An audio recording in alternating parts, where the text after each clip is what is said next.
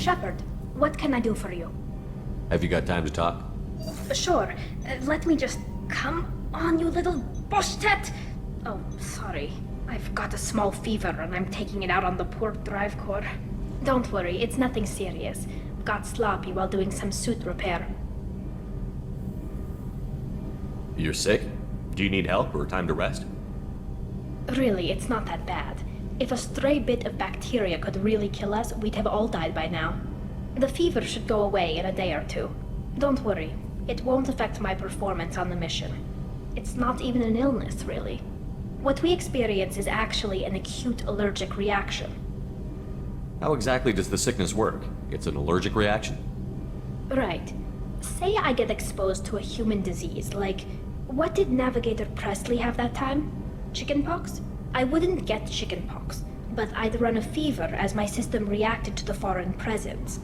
Depending on where it hits me, I could get other symptoms. Nausea, vomiting, everything you'd expect from being sick.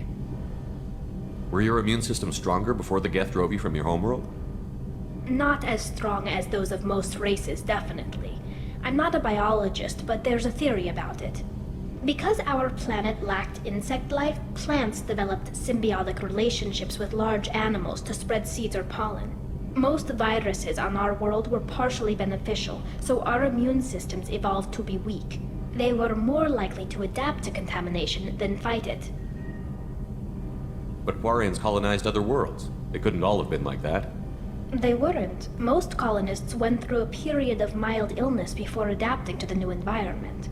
When the Geth took the homeworld in our colonies, the sterile environment on the flotilla ruined our immune system's adaptability. Even if we colonized a new world or reclaimed our own, we'd need a long process of bioengineering to recover. How did you get sick this time? I took some fire in a fight back on the Tali'Zorah. Nothing serious, but I needed to open my suit to check the wound. I disinfected properly, but one of the section seals had taken some damage, and foreign matter got out of the disinfected zone. It was a stupid mistake. You always check your seals before doing local treatment. Unless you forget. Then you get a damn fever. You can seal off part of your suit?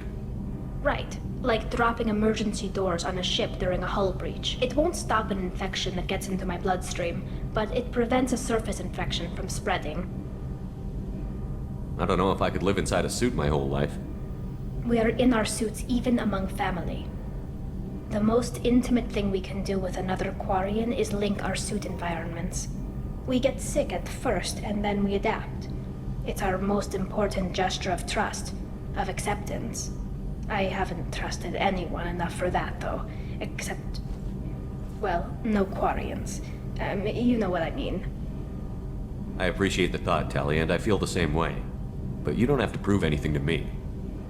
I know. Well, not that I know, but I didn't mean it like that. It's a... wow, it's really hot in here. It's just that the tradition also signifies a willingness for, intimacy. I wasn't trying to... It's not always like that. It's more... how did we even end up talking about this? Wait a minute. It sounds like you're suggesting something, Tali. What could I possibly be suggesting? I mean, a young woman gets rescued by a dashing commander who lets her join his crew and then goes off to save the galaxy? How could she possibly develop any kind of interest in him? You have nothing to be embarrassed about, Tali. I feel the same way about you. Really? I didn't know... You never... Well, good. Anyway, I should get back to work. But thanks for coming by and talking.